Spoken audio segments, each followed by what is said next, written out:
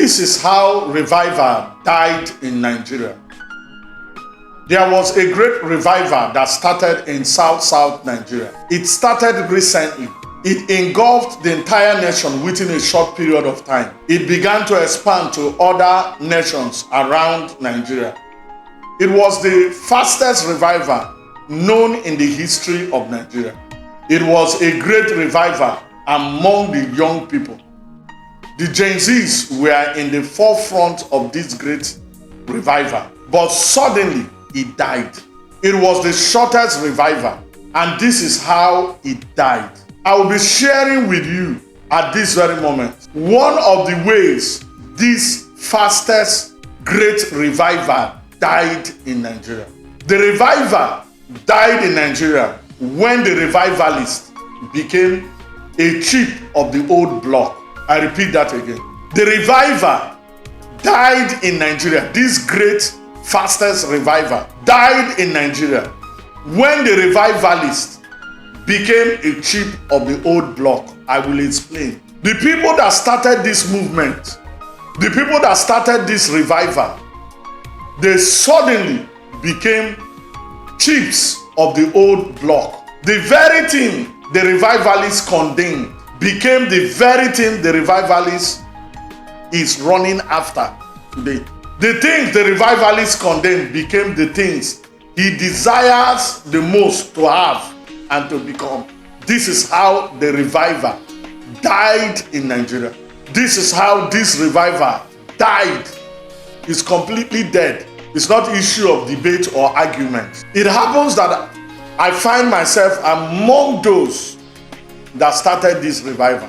We condemned titles and hierarchical order in the church. Today, the very thing we condemned, we have gone back to it. Today, they are the ones that have gone back to take those titles. The revivalists. We condemn calling someone Papa and spiritual father. But today we love to be called Papa and spiritual father. This is how the revival died in Nigeria. The very thing we condemned, we went back to it. For example, we condemn titles like bishop. Today, it's not only that we have bishop, I guess that we have the highest number of bishops in Nigeria. The same people who condemned it are the same people going back to take these titles. We condemn wearing of robes. Today, we are the ones that wear more robes than any other section or any other movement. We condemn wearing of bishop cap. We say it's occultic. Today, we have gone back to wear those things that we condemned. Not only we have bishops now, we have archbishops. Two things are remaining for us to have: cardinal and pope. I will not be surprised when we will produce our first cardinal. Neither will I be surprised when we will produce our first pope, because the very thing that we condemned in revival have become the things that the revivalists, those who condemned it, are going back to do. For example, we condemned calling anyone Papa. Not only that we have taken the title of Papa, we have added adjective to it. Today we have international Papa. We have national Papa. We even have area Papa. This is how revival died. When we started this revival, we care less about title. What we want is to introduce Jesus to our generation. We care less about position. But today, we have gone back to those things that we have condemned. Today, if you go to campus, university, you will see a young man that just started a fellowship or whatever he called movement. He just started. Next thing you will notice, he will want his classmates that he started the fellowship with. His classmate that he started the fellowship with, his friends, his age mates, he started the fellowship with, he wanted them to address him as Papa. He will tell them to call him Papa. The very thing we condemn has become our weakness. What we condemn has become our weakness, in the sense that we went back into the things we condemn. Today, we have added adjective to our own Papa. International Papa, global Papa, local Papa, Papa in London, the flying Papa. The very titles that we condemn, we have modified it and we are taking it upon ourselves. This means that in the first place, we were not called out for revival. Our intention for starting the movement have been betrayed because another intention took over. If you look at what I'm saying and analyze it and look at what is happening now, you find out that is the truth. We started out well, but now we are ending badly because the very thing we condemn, we have decided to pursue it vigorously. This equally suggests to me, and it seems to me, that in the first place, we were not called out for revival.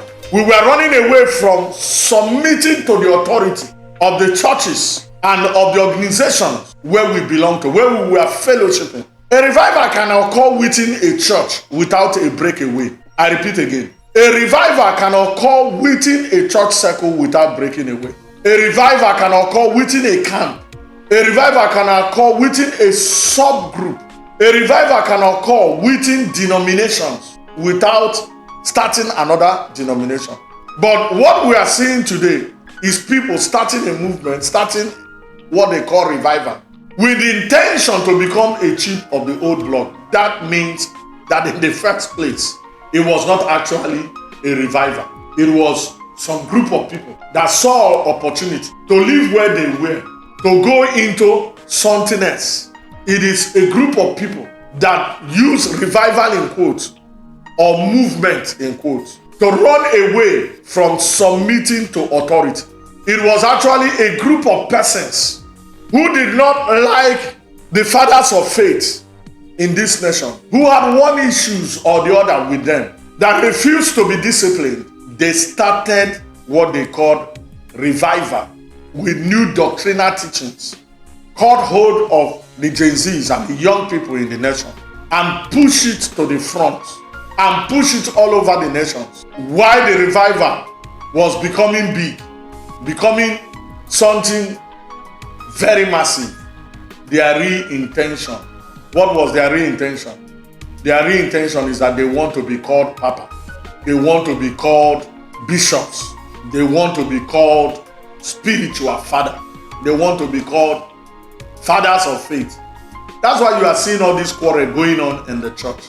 I am the one that ordained this one is the one that ordained that one, I am the one that lay hands on this one in ministry. All those things are not called for. The revival died in Nigeria when the revivalist became a chief of the old block, child of God.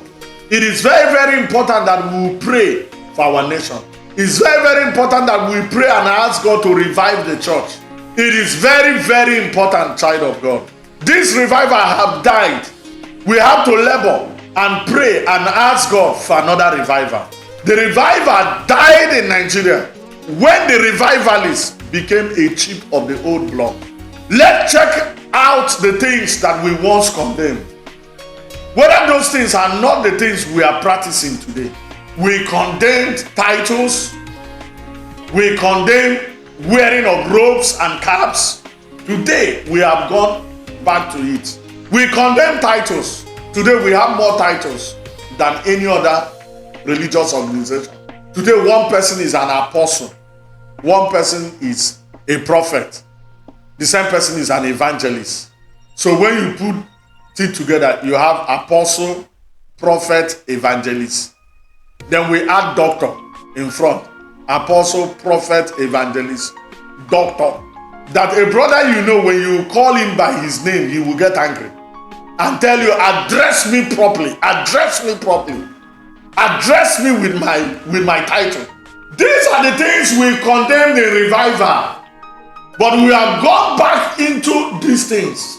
We are the one having more titles than any other religious organization, than any other denomination. The revival died in the revivalist when the revivalist became a chief of the old block. Child of God, you want to start a movement. Child of God, you want to do something great for God. Please check your intention. Why do you want to start a revival? It's very, very important than the revival itself. Why do you want to start a new movement? Check your motive. Is your motive right before Jehovah? It is not what you are saying, it is what you are becoming that I'm after. It is not what you are saying, it is what you will become that I'm after. These are the things that are my concern. It is not your trending message. It's what have you become before Jehovah. Are you using the message and the doctrine as a means to actualize your intent, which is to take title that you once condemned, to wear the robe that you once condemned, to do the very thing that you once condemned? This revival would have engulfed the whole of Africa. This revival supposed to go all around the world. But guess what happened? It died in the revivalists. Today we are the ones that have more titles. Today we are the ones that want high level of hierarchy. That's whereby you will hear, I am the one that ordained this one. The one you are saying you ordained comes out to deny it, say you didn't ordain me. And we have become a caricature before the world. If we are going to have a genuine revival in this nation, we must check our motive. We must make sure that our motive is pure before God. We must ensure that our motive is right before God if we want a genuine revival to take place in this nation. I know some people will say they are nothing like revival in the Bible. Whenever I hear things like that, I laugh. They are nothing like revival. A believer does not need revival. Question I want to ask you: the church in Revelation, that Jesus said to the church that you have a name that you are alive but you are dead.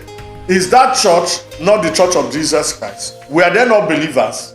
Listen, child of God, church do die. I repeat again, church do die. Why do we need revival? We need revival because the church is dead. That's why we need revival. And if we are going to have a genuine revival in our churches, in our denominations, we must check our motive. We must ensure that our motive is truly to revive the church, not to become a chip of the old block.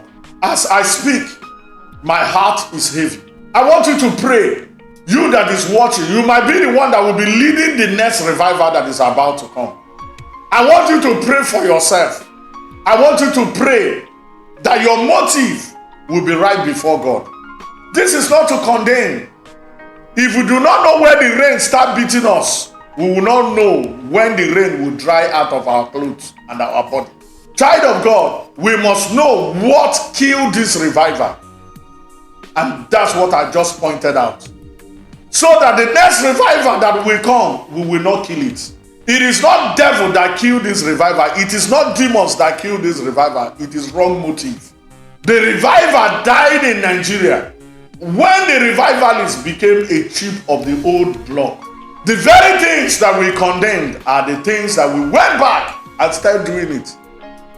Added adjective to it, perfected it. Now we are doing it and we are giving reasons and excuses for doing it. When we started prayer for revival, nobody cared about title.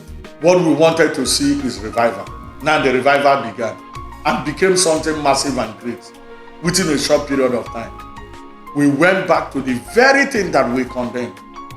We are the one that want title. We are the one that want honor. We are the one that want to become the spiritual fathers of faith. Why in the first place, the people we condemn never desired those titles. We are the one that gave it to them. We are the one that called them. We are the one that called them Papa. We are the one that called them spiritual fathers of faith. Because of one reason or the other, we misbehaved. They tried to correct us. We ran away. We said the fire is burning among us. We started the so-called movement and we carried it on top of our head.